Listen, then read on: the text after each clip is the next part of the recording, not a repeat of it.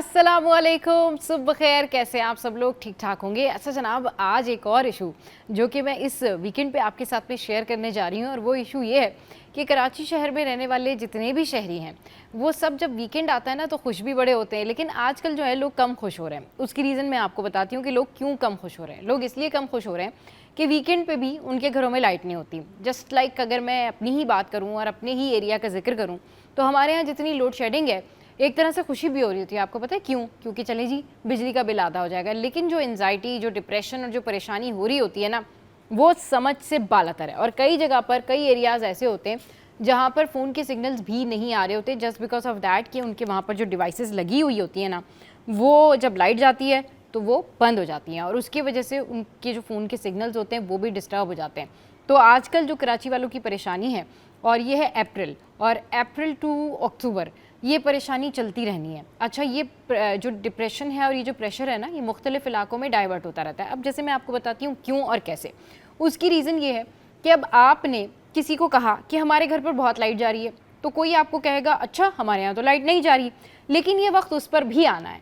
तो जिसके घर पर लाइट जा रही है ना भाई, वो दूसरों को बिल्कुल भी ये बात ना कहे कि जी हमारे यहाँ तो लोड शेडिंग नहीं होती, क्योंकि अभी बहुत सारे इम्तहान हैं, अभी सब ने जद में आना है, और सभी एरियाज़ में इस तरह से एक एक करके जो है वो लोड शेडिंग होनी है। तो अल्लाह करे जो हमारे एरिया में जितनी भी लोड शेडिंग होनी है वो इस मंथ में या अगले मंथ में होकर ख़त्म हो जाए, क्योंकि आगे सितंबर में बड़ी गर्मी होती है, फिर जून जुलाई, और अगर वो मानसून का सीज़न है, बारिश हो जाए तो ठीक है। तो हम लोगों को ना बिजली के बारे में बात करने की बड़ी आदत होगी, यानी नींद में भी हम सारे कराची वाले गैस, बिजली, पानी और इन तमाम इश्यूज़ के बारे में बात करते हैं, और यही हमारी जो लाइफ है ना उसका ये अब हिस्सा बन चुके हैं। अच्छा जी, अब आगे बढ़ते हैं और हमारी जो सिटी अपडेट्स हैं वो आपके साथ में शेयर करते हैं। और वो क्या हैं सिटी अपडेट्स में? सबसे पहले मैं सोच रही हूँ कि आज आपको दालों के बारे में बता देती हूँ, प्राइसेस के बारे में, ताकि जिन्होंने जल्दी से जाके खाने शाने पकाने वो ये रेट सुन लें। अच्छा जी, क्या है जी माश की दाल के रेट? माश की दाल जो है उसका होलसेल प्राइस है 405, फिर इसकी रिटेल प्राइस है 425, फिर उसके बाद जो मूंग की दाल है उसके होलसेल प्राइस है 310, मसूर की दाल जो है उसके प्राइस है 250, फिर उसके बाद जो है वो दाल चना उसके प्राइस है 340, फिर उसके बाद जो है इसके रिटेल प्राइस है 355, काबली चना जो है उसके होलसेल प्राइस है 310, और फिर जो रिटेल प्राइस है वो है 325। अच्छा जनाब, ये तो मैंने आपके साथ में दाल के जो प्राइसेस हैं वो शेयर किए। हफ्ते का दिन है, और हफ्ते के दिन लोग शॉपिंग पे भी जाते हैं, और अब तो लोग ज़्यादा आउटडोर एक्टिविटी करते हैं just because of load shedding, कि भाई लाइट नहीं है, चलो बाहर ही कोई आउटिंग करके आ जाते हैं। लेकिन सुबह में आप लोग क्या करते होंगे जब आपके घरों में लाइट नहीं होती होगी और आप हमारा शो भी नहीं देख पाते होंगे? लेकिन खैर, बहुत सारे लोगों के घरों में जनरेटर भी होता है और यूपीएस भी होता है, तो you can watch our show. अच्छा जी, तो अब सेल के बारे में बात हो रही है, शॉपिंग के बारे में बात हो रही है, तो अब क्या करना चाहिए? अब जाना चाहिए आपको जुनैद, जहाँ पर है 50% ऑफ। फिर उसके बाद आपको जाना चाहिए साया पे, फिर उसके बाद आपको जाना चाहिए खाड़ी पे, जहाँ पर जी ये सेल प्राइजेस जो हैं वो लगी हुई हैं। और इसके बाद अब जो मैं आपके साथ में शेयर करने जा रही हूँ सिटी अपडेट्स, वो कुछ इस तरीके से हैं कि जो सोने के रेट्स हैं, यानी जो गोल्ड ख़रीदने के शौकीन लोग हैं उनके लिए क्या खबर है? उनके लिए ये खबर ये है कि सोने के तमाम रिकॉर्ड टूट गए हैं। और ये कौन से रिकॉर्ड टूट गए हैं? ज़ाहिर है सोना मुफ्त तो मिल नहीं रहा होगा, या कम प्राइस पे तो मिल नहीं रहा होगा जी। 1 तोला सोना 3,50,000 रुपये की बुलंद तरीन सतह पर पहुंच गया है, माशाल्लाह जी। आलमी मार्केट में सोना $19 महंगा होकर $3,401 फी ऑन्स की बुलंद तरीन सतह पर पहुंच गया। अच्छा, सेट भी देखें कितने प्यारे रखे हुए, लेकिन ये हैं बड़े महंगे। 1 तोला सोना 2,000 रुपये महंगा हो गया, और फिर 1 तोला सोना पहली बार 3,50,000 रुपये की बुलंद तरीन सतह पर पहुंच गया। इतनी छोटी छोटी सी अंगूठियाँ इतनी महंगी हैं, इमेजिन करें। मतलब बाकी जो सोना ख़रीद रहे हैं ना भाई, बहुत ही कोई हिम्मत वाले लोग हैं। 10 ग्राम सोना 1,715 रुपये महंगा होकर 3,08,000 रुपये की बुलंद तरीन सतह पर पहुँच गया। और चांदी जो है 1 तोला चांदी 59 रुपये कमी के बाद 3,401 रुपये पर आ गई है। अच्छा जी, तो ये तो सूरत हाल है जो हमने आपके साथ में शेयर की। अब जो है वो आपको बताते हैं कि मौसम कैसा है, और जो आज का मौसम है वो दिन भर कैसा रहेगा, और गर्मी रहेगी क्या, उसका सेंटीग्रेड रहेगा, ये आज जो है हम आपको अभी बताएंगे कि करंटली हमारा वेदर जो है कितने बजे उसके सेंटीग्रेड्स कितने रहेंगे। तो जी 11 बजे जो है वो 33 सेंटीग्रेड रहेगा। अच्छा, फिर उसके बाद जब 12 बजेंगे तो वो 48 सेंटीग्रेड हो जाएगा, और फिर उसके बाद 1 बजे इसी तरीके से वो वापस जो है 33 सेंटीग्रेड पर आ जाएगा। अच्छा जी, 11 बजे है, एक एक्यूरेट रिजल्ट जो है वो आपके सामने है। 11 बजे 33, फिर 12 बजे 34, फिर 1 बजे 35 और फिर 2 बजे भी 35 जो है वो रहेगा। तो ये तो है वेदर अपडेट्स जो हमने आपके साथ में शेयर की। अब चलते हैं और जानते हैं कि जो सब्जियों की कीमतें हैं वो कहाँ पहुँच गई हैं, क्योंकि सब्जियां तो महंगी थी, उनके पीछे पीछे फल जो है वो भी चले आए। और सब्जियों की कीमतें कितनी महंगी हो गई है, टमाटर कितने रुपए मिल रहा है मार्केट में, और जो हमारे जो प्राइसेस हैं वो क्या हैं, तो ये जानते हैं और आपको बताते हैं कि जी सब्जियों की जो प्राइसेस हैं वो क्या प्राइसेस हैं। टमाटर जो है उसके जो सरकारी रेट्स हैं वो क्या हैं, वो हैं जी 40 रुपये। फिर उसके बाद व्हाट वी हैव, टमाटर के बाद हमारे पास कौन सा फल है जी, कौन सी सब्ज़ी है जी, ये हम आपको बताएंगे ऑब्वियसली। लेकिन इसके साथ साथ अब आपको बताते हैं कि माल के हाल में क्या चल रहा है और माल का हाल क्या है, करेंसी रेट्स क्या हैं, क्योंकि बहुत सारे लोगों को इसमें बहुत इंटरेस्ट होता है और हमें बहुत सारे मैसेजेस आते हैं कि जी आपने जो है वो हमें बताना है कि करेंसी रेट्स क्या हैं, ताकि उसके अकॉर्डिंगली हमने बहुत सारी चीज़ें प्लान करनी होती हैं, तो वो चीज़ें हम प्लान कर सकें। So we have Australian dollar 176, then we have Canadian dollar 201, we have euro, we have कोईती दिनार जो कि यूरो है 321 पे। अच्छा जी, कोईती दिनार, अच्छा अब यूके पाउंड आ गया, यूके पाउंड जो है वो 373 पे है, सऊदी रियाल जो है वो 75 पर है, स्विस फ्रैंक जो है वो 317 पर है और यूएस डॉलर जो है वो किस पर है जी, कोईती दिनार है 912 पर।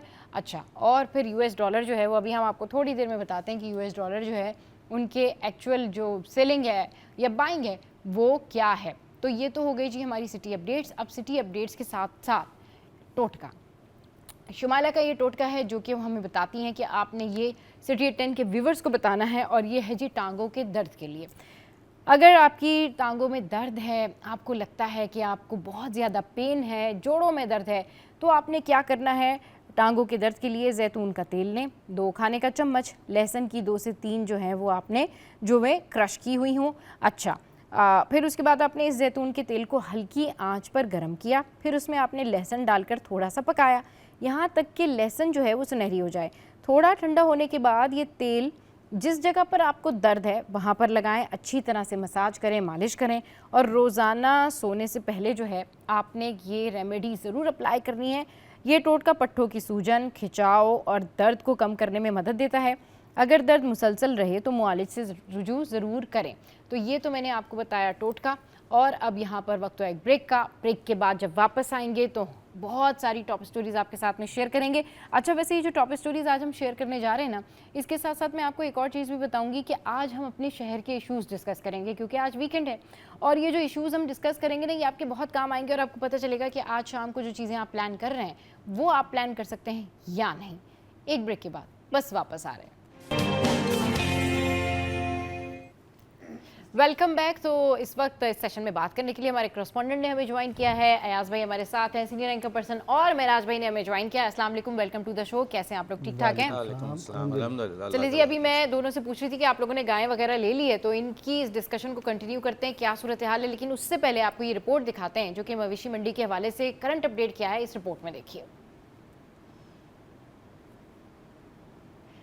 अच्छा जी, जैसे ही हमारे पास ये रिपोर्ट होगी हम डेफिनेटली आपके साथ में शेयर करेंगे, लेकिन अभी जो है वो कुछ आपको बताते हैं कि भाई क्या होने जा रहा है। होने ये जा रहा है कि कराची की सबसे बड़ी मवेशी मंडी नॉर्दर्न बाईपास पर सजना शुरू हो गई है। दैट्स रियली ग्रेट, और मंडी का बाकायदा इफ्तिताह भी जो है वो किया जाएगा। अच्छा, इंतजामिया के मुताबिक मेयर कराची मुर्तज़ा वहाब जो है वो 1200 एकड़ पर मुहित मवेशी मंडी का इफ्तिताह करेंगे, और मंडी में पार्किंग के रेट्स भी जो है वो आधे कर दिए गए। अच्छा जी, अब क्योंकि बड़ी ईद की आमद वी कैन से के है, और कराची वालों की जो एक शौक़ है ना, यानी कि आप देखें हर किसी का एक शौक़ होता है, चाहे वो लड़का है लड़की है, उसको गाय से डर लगता है नहीं लगता है, लेकिन इंटरेस्ट पूरा का पूरा ये है कि भाई किसका बैल कितने का आया और मवेशी मंडी में क्या कुछ चल रहा है। थोड़ा सा मुझे बताएं, अगर आप लोगों के पास कोई इनसाइड स्टोरी है, कोई अपडेट है इस हवाले से, तो हम इसके ऊपर चाहेंगे कि आप कुछ बताएं हमें। मेराज भाई देखिए, अभी फिलहाल तो सिचुएशन ये है कि लोगों ने भी जानवर लाने शुरू नहीं किए, वरना आपको पता है कि बहुत सारे लोग जो है काफी पहले ले आते हैं। तो अभी शवाल की तारीख क्या है? अभी तो शवाल लेकिन 3 ट्रक, लेकिन हमने बताया, हमने अपडेट किया कि 3 ट्रक्स जो आए थे लोगों ने अभी तक आप बकरीद पे ले आए हैं। हाँ,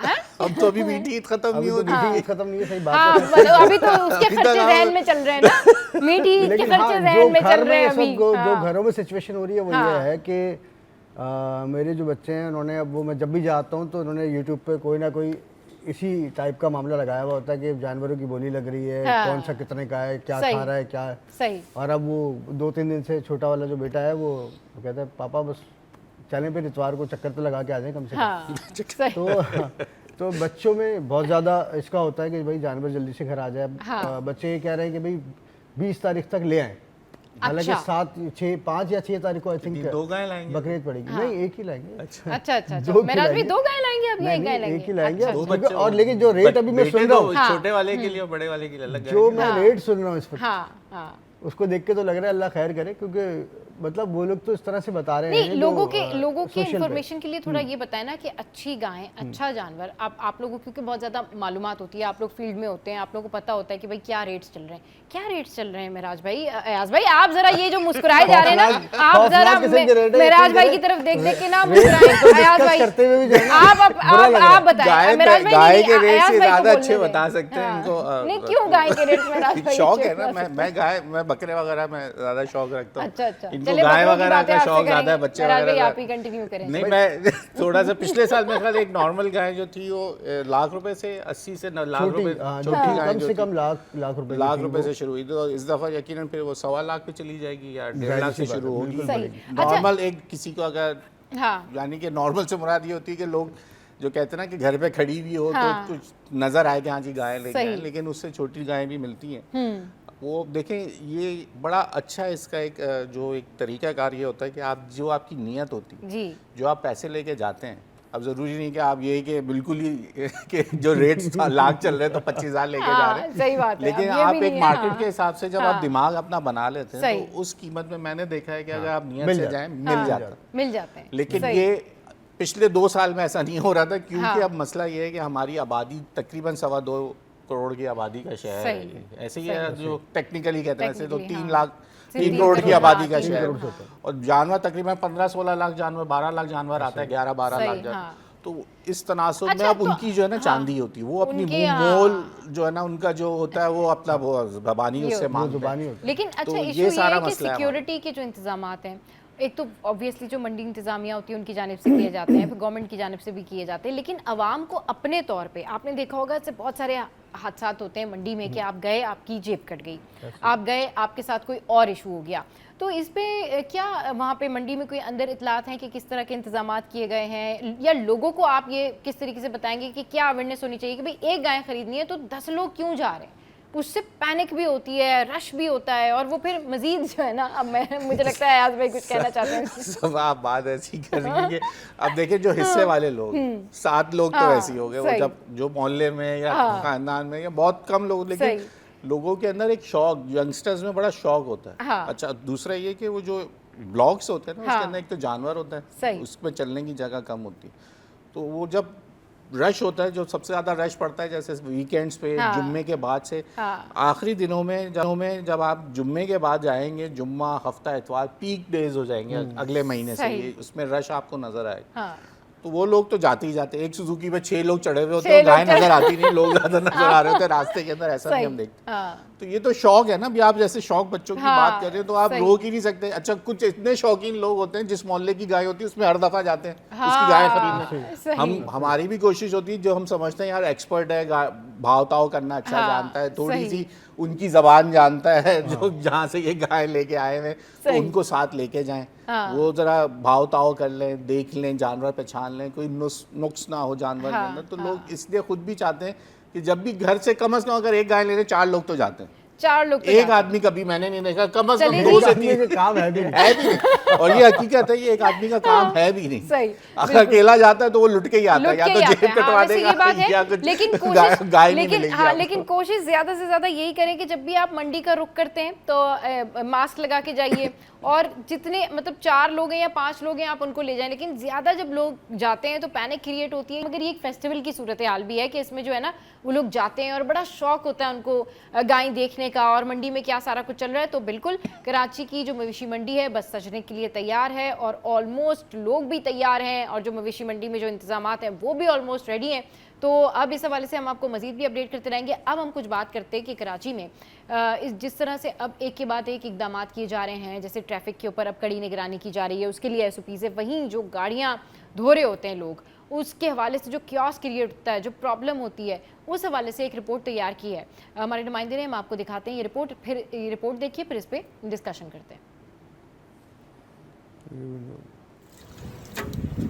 कराची वाले हो जाएं होशियार, शॉपिंग मॉल्स, गली मोहल्लों, सड़कों, सनती इलाकों में गाड़ियां धोने पर पाबंदी आयद कर दी गई। शहर के इंफ्रास्ट्रक्चर की बहाली के लिए बल्दिया उज़्मा कराची ने सिटी वार्डन्स को मैदान में उतारने का फैसला कर लिया।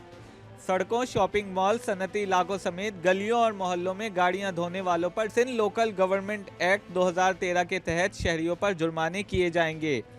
शहरियों की जानिब से बल्दिया उज़्मा कराची के इस इक़दाम को सराहा गया, जबकि कुछ शहरियों ने इस फैसले की खुलकर मुखालफत की। नहीं, होना तो नहीं चाहिए, कानून तो गलत पास हो रहा है। वैसे ही हमारे ऊपर इतने टैक्सेस लगा दिए हैं, अब एक और कि मतलब अपने घर के बाहर भी हम गाड़ी नहीं धो सकते।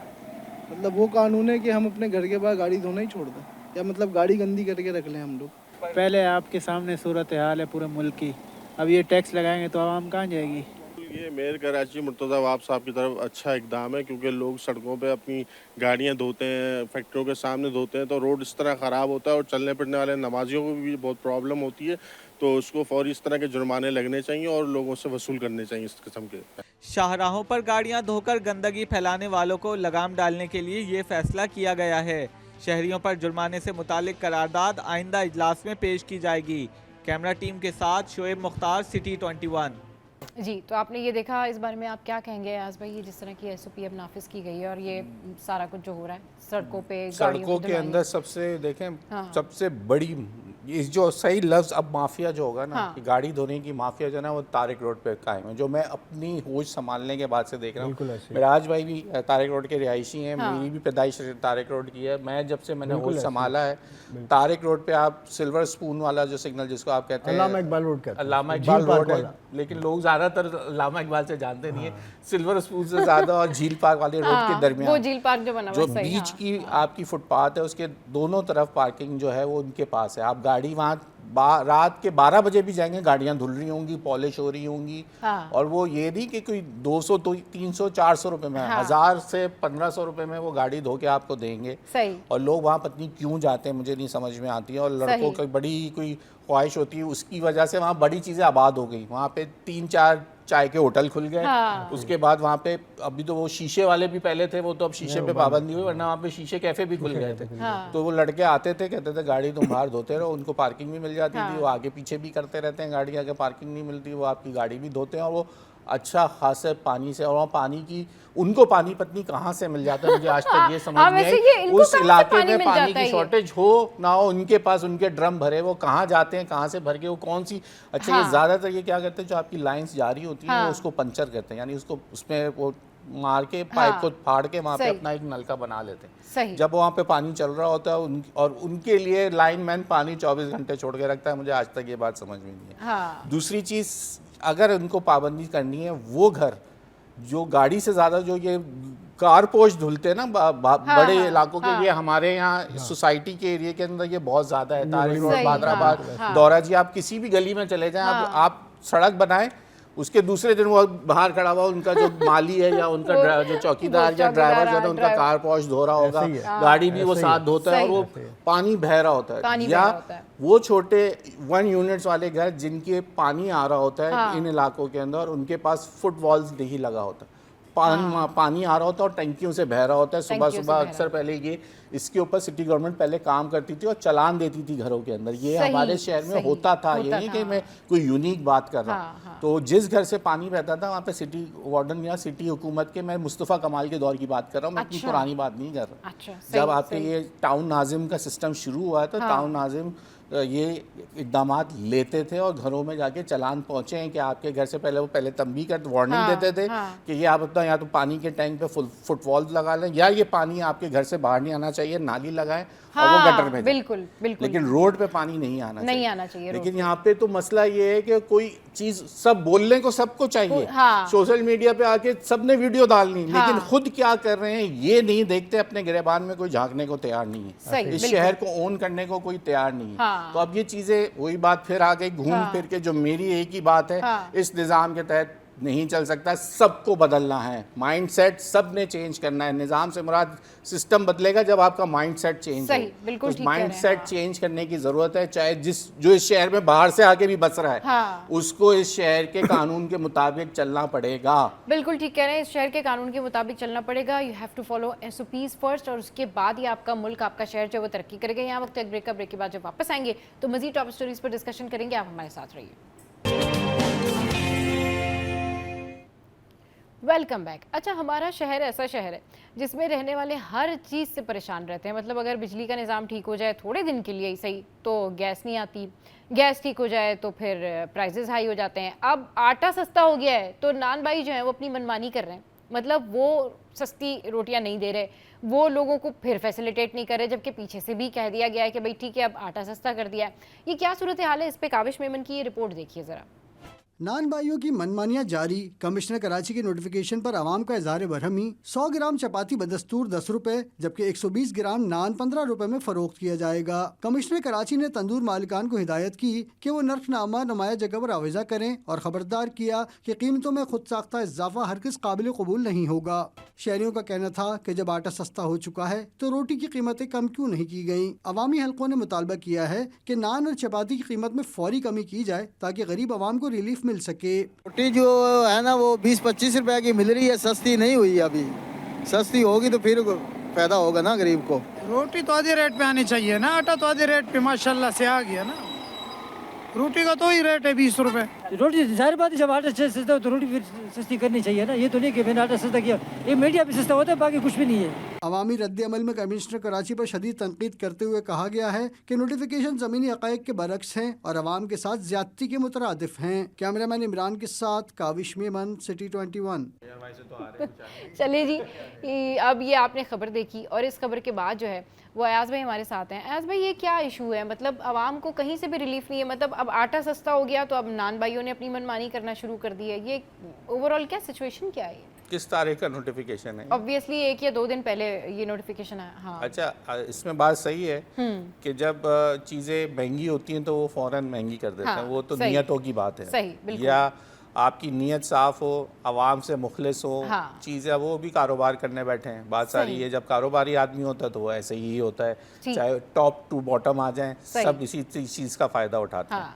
अब वो पेट्रोल की कीमतें तो है नहीं कि उसी का इतलाक हो जाएगा। ये अब मसला ये कि ये मुनज़्ज़म नहीं है, रजिस्टर्ड नहीं है, कोई एसोसिएशन नहीं है इस शहर के अंदर। 4 लोग हैं जिसको एक मशहूर शीरमाल हाउस वाले जो हैं वो उसकी एसोसिएशन चल रही है, उसके मातहत कितने लोग हैं, कौन उनको मानते हैं, यहाँ नहीं है। यहाँ पर ज़्यादातर तंदूर जो हैं वो हमारे अगवान पठान जो थे वो उन लोगों के बहुत से बंद भी हुए हैं। हाँ। मैंने शहर में कुछ जगहों पे देखा जहाँ से वो अगवानी नान जहाँ मिलते थे वो सब बंद हो चुके हैं बहुत से। सही, हाँ। तो इसके अंदर तो आप समझ लें कि बाहर से आए हुए जो बैरूनी मुल्क से जो आए हुए आपके पठान हैं या दूसरे अगवान हैं वो इसमें काम कर रहे हैं। अब उनको समझाना, अब इसको ख़ासकर तंदूर को रजिस्टर करना, ये एक बड़ा मरहला होगा जहां आप चीज़ें ये कर लेते हैं। तो इसके ऊपर एक ये काम करने की भी ज़रूरत है कि तंदूर की एसोसिएशन यहाँ नहीं है। वो कहते हैं कि पंजाब में तो है, हाँ।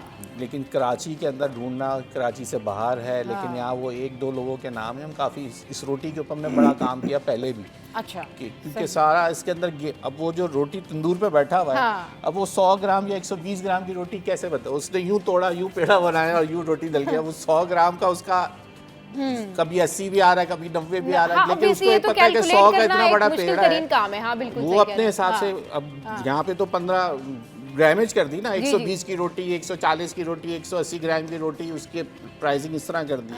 लेकिन जो रोटी बनाने वाला है वो तो आपको पता है कि हर पेड़ा तो तोलने से तो रहा, हाँ। वो तो उसका एक साइज, उसने आटा नोचा यूं पेड़ा अंदाजा। बनाया है। अंदाजा, अंदाजा हाँ, एक सही। अंदाजे के हाँ। साथ। लेकिन रोटी का वाकई में साइज जो है वो इस वक्त इसके अंदर इंतहाई चोरी है, अच्छा इंतहाई चोरी है। पहले हम कहते थे तंदूर की एक रोटी खा ली वजन पेट में पता चलता था। आप तंदूर की यहाँ दो तंदूर रोटियां की खा 2 के से भी- 3 रोटी खा ले ऐसे हाँ। लगते वो घर के फुलके नहीं खिलाते हाँ, जो हाँ, घर ऐसे बिल्कुल। फुलके बनने सही। शुरू हो गए तंदूर के भी। सही। तो इसके अंदर लोग कमा रहे हैं, लेकिन बात वही आपकी वाली कि जब नोटिफिकेशन महंगा होने का आता है हाँ। तो फौरन इत्तलाक फौरन इत्तलाक हो जाता है, और हाँ। जब कम करने का आ रहा है तो अब हम वो जवाब दे रहे हैं कि उसने परचेजिंग करी हुई Purchasing की हुई होगी, वो होगी। बोरियां खत्म हाँ। होंगी, तो हर फिर नहीं चीज़ बोली में लगेगी। मनमानी- मतलब अब हम हर वेट चीज़ में करें मनमानी। महराज भाई कि उनकी वो अच्छा, जो एक चीज़ इसमें पुरानी और कीमतों इनका वाली मसला है, बोरियां मसला है हैं वो खत्म होंगी तो नई उनको की भी फिर मिलती है। इत्तलाक। गैस का भी एक अच्छा। बड़ा मसला है। गैस सही। उनके पास गैस नहीं है, गैस के बिल वैसे ही आ रहे हैं, तो वो एलपीजी पे खरीदते हैं, फिर वो एक और माफिया इसमें ऐड हो जाता है।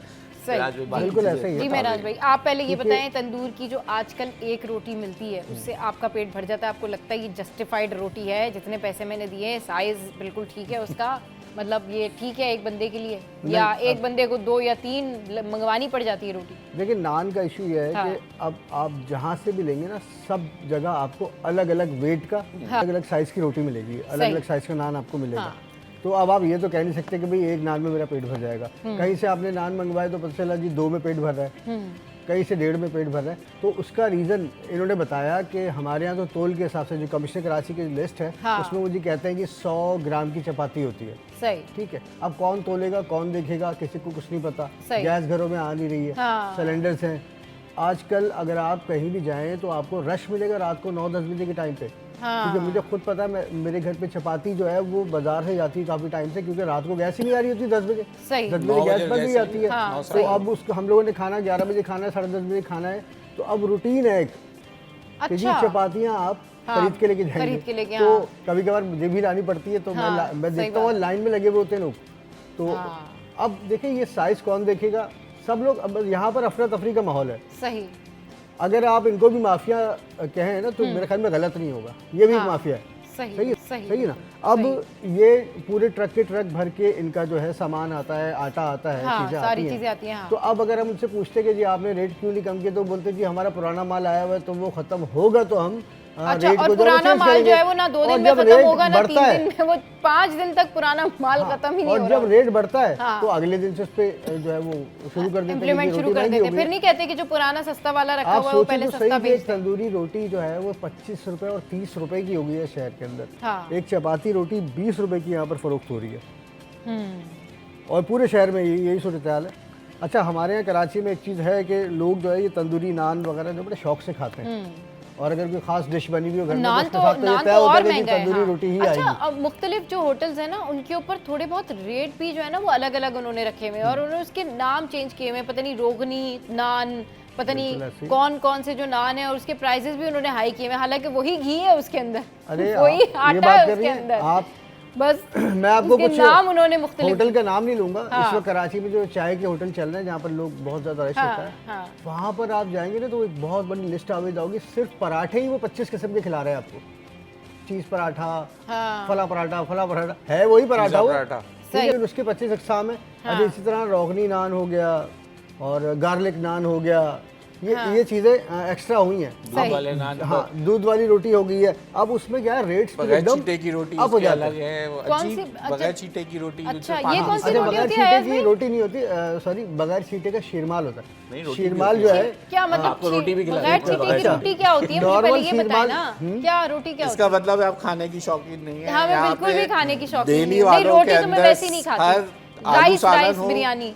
आलू गोश्त का अगर सालन बनता हाँ, है हाँ। दिल्ली सौदागरान के हाँ, अंदर, तो बगैर छीटे की रोटी होती है। अच्छा। जैसे ये शीरमाल कह रहे हैं, शीरमाल भी होते होंगे, लेकिन हाँ। जी हाँ, असल बगैर ये छींटे रोटी के होते हैं। हाँ। रोटी होती है जिसके साथ और कुन्ने के साथ ये खाई जाती है। खास कर ये बनाई जाती है उन दावतों के अंदर, मंगवाई जाती है। और ये जबरदस्त भाई। अगर मैं आपको आलमगीर वाले रोड के ऊपर जो बड़े 3 तंदूर हैं वहाँ पे आप बोले तो वहाँ बिल्कुल मिलती ऐसे हैं। ही। अरे वाह, सही।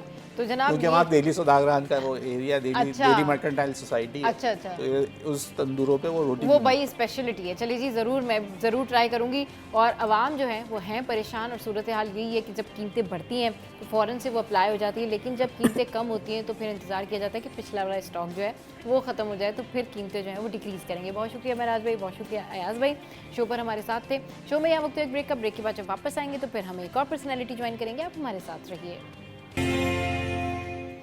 Welcome back. तो अभी आपको बताते हैं और थोड़ी सी बात करते हैं कि पाकिस्तान सुपर लीग में क्या हो रहा है। जी PSL में बहुत कुछ हो रहा है, 10th एडिशन है ये, लेकिन एक और जो है वो कारनामा अंजाम दिया है हसन अली ने। और क्या किया इन्होंने जी, पाकिस्तान सुपर लीग की टीम कराची किंग्स के fast bowler Hasan Ali PSL की तारीख में सबसे ज़्यादा विकेटें हासिल करने वाले बॉलर बन गए हैं। That's really great.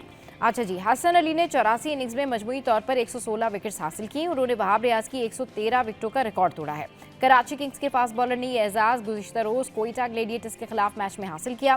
Fast bowler Hasan Ali ने कोयटा के खिलाफ शानदार बॉलिंग करते हुए मैच में 3 विकेटें हासिल की, और इससे कबल PSL में सबसे ज्यादा विकेटों का रिकॉर्ड वहाब रियाज के पास था, जिन्होंने 87 इनिंग्स में 113 विकेटें हासिल की थी। तो ये तो जनाब हसन अली के रिकॉर्ड्स हैं जिन्होंने जो है एक तारीख रकम की है, और तारीख में सबसे ज़्यादा विकेटें लेने वाले जो है बॉलर बन गए हैं। Best of luck. और PSL में इसी तरह का जो टैलेंट है और इसी तरह की जो स्पार्किंग इनिंग्स है ना, वो लोगों के सामने आते रहें। गुड लक जितनी भी टीम PSL में खेल रही है उनको, क्योंकि कोई भी खेले, कोई भी जीते, कोई भी हारे, जीत जो है वो पाकिस्तान की है। अच्छा जी, अब कुछ बात करते हैं हम और आपको बताते हैं कि आजकल महंगाई जो है वो काबू से बाहर है। मतलब एक चीज़ की प्राइस डाउन होती है तो एक चीज़ की प्राइस जो है वो बढ़ जाती है, और ऐसे ही कुछ हो रहा है सब्जियों के साथ भी और फलों के साथ भी। सब्जियों की कीमतें बेहतर हुई तो फल आगे निकल गए। वो किस तरह, जरा रमशा की इस रिपोर्ट में देखिए। शहर कायद में फलों की कीमतें बेकाबू, मार्केटों में सरकारी निर्खों पर भी अमल दरामद न हो सका। मौसमी फलों की कीमतें आसमान से बातें करने लगी। तरबूज सरकारी कीमत 69 के बजाय 100 रुपए किलो, ग्रेप फ्रूट फी दाना 29 के बजाय 80 रुपए किलो में फरोख्त किया जा रहा है। चीकू सरकारी कीमत 138 के बजाय 400, पपीता 170 के बजाय 300 रुपए किलो में बेचा जा रहा है। महंगे दामों फल फरोख्त करने वाले दुकानदारों ने सारा मलबा मंडी पर डाल दिया। कहते हैं माल पीछे से महंगा आ रहा है तो सस्ता कैसे बेचें। ये वजह है उस वजह से कि मंडी में जो भाव होता है ना वो बहुत कम होता है। उस रेट पे हम यहाँ लाके नहीं बेच सकते। उनके रेट मुख्तलिफ होते हैं, रेट लिस्ट पे मुख्तलिफ होते हैं। जो वो रेट देते हैं ना उसके लिहाज से हम इधर वो रेट नहीं दे सकते। शहरियों ने मुतल्लिका इदारों से फलों की सरकारी कीमत पर फरोख्त यकीनी बनाने का मुतालबा किया है। कैमरामैन इमरान के साथ रमशा इस्माइल, सिटी। तो ये आपने रिपोर्ट देखी और इसमें आपने देखा कि किस तरीके से लोग जो है अपने रिजर्वेशंस बता रहे हैं। इस पर बात करने के लिए हमारे साथ मौजूद हैं chairman CRPC, member advisory committee, commissioner Karachi, Shakeel Ahmed Baig साहब। अस्सलाम वालेकुम, welcome to the show sir. कैसे हैं आप? ठीक ठाक हैं? वालेकुम अस्सलाम, अल्हम्दुलिल्लाह बिल्कुल ठीक ठाक। सर ये क्या मसला है, कराची के शहरियों को तो रिलीफ मिलता ही नहीं है। मतलब कीमतें जो है वो अगर सब्जी की कम हो जाए तो फलों की ज़्यादा हो जाती हैं, अगर आटा सस्ता हो जाए तो नान भाई जो है वो रोटियाँ सस्ती नहीं देते। What is going on? ये कब स्टैटिक प्राइस पे जो एटलीस्ट जो सरकारी रेट हैं उन्हीं रेट्स पे आवाम को चीज़ें मिल जाएं, थोड़ा रिलीफ हो जाए, मगर ऐसा भी नहीं हो पाता। अच्छा देखें, आपकी रिपोर्ट में भी एक चीज़ मैं देख रहा था कि रिपोर्ट में ही बताया जा रहा है कि एक जब वो शॉपकीपर से बात हो रही तो वो कह रहे हैं जी पीछे से जो रेट्स होते हैं वो कुछ और होते हैं और या रिटेल में आके कुछ और होते हैं। देखें, एक सबसे बड़ी बात ये है कि पिछले कई सालों से एक स्ट्रेटजी वहाँ पर रखी गई है कि मंडी पे रोस्टर होता है डेली बेसिस पे। अच्छा, डेली बेसिस पे रोस्टर का मकसद होता है कि शफाफियत को देखना कि आया जो रेट्स नीलामी जो होती है, ऑक्शन होता है, वो ठीक हो रहा है या नहीं हो रहा है। तो चूंकि अब तो रमज़ान भी गुजर गया, अब असूली तौर पे तो खुद ब खुद इनको चीज़ों को नीचे आना चाहिए और काफ़ी सारे फ्रूट्स आए भी हैं नीचे। लेकिन उसके बावजूद भी जो हमारे यहाँ नाजायज़ मुनाफा हो रहा है ना, अगर वो कीमत नहीं बढ़ाते तो वो क्या करते हैं, अपने तोल में कहीं ना कहीं डंडी मारते हैं, नाप तोल में डंडी करते हैं। मंडी में कभी नहीं महंगा होता, ना रमज़ान में महंगा होता है, चूँकि वहाँ हम सरप्राइज खुद भी जाके विजिट कर रहे होते हैं, हम देख रहे होते हैं कि कीमतें अप डाउन जो हो रही हैं तो कैसे हो रही हैं, क्या है। और सेकेंडली सबसे बड़ी बात है, मुझे याद है अभी कुछ दिन पहले फ्रूट मंडी से जो मेन फ्रूट के डीलर है उनकी कॉल आई मुझे कि केले के हवाले से। अच्छा। उसने कहा यार मैं इस बात से बड़ा परेशान हूँ, जिस इलाके में मैं रहता हूँ वो केला महंगा बिक रहा है, मेरे यहाँ सस्ता जा रहा है मंडी से। तो ये क्यों महंगा बिक रहा है? तो इसका मतलब ये हुआ कि उधर देखने की ज़रूरत है। मसला ये होता है कि इनको पता है कि मजिस्ट्रेट इतने होते नहीं है, एक सब डिवीजन में एक मजिस्ट्रेट होता है, तो इनको पता है कि वहाँ हर जगह तो मजिस्ट्रेट नहीं आ सकता। इसी वजह से बैसियत chairman consumer rights protection council of Pakistan, मेरी कोशिश होती है कि हम कंज्यूमर को अवेयर करें। और इसके लिए सबसे बड़ी बात है कि कमिश्नर कराची ने बल्कि पिछले कई सालों से और अब तो बहुत ज़्यादा उसको एफिशिएंट कर दिया है, एक आसान सा नंबर दे दिया 1299 कि आप कंप्लेन कीजिए, शिकायत कीजिए। 1299 1299।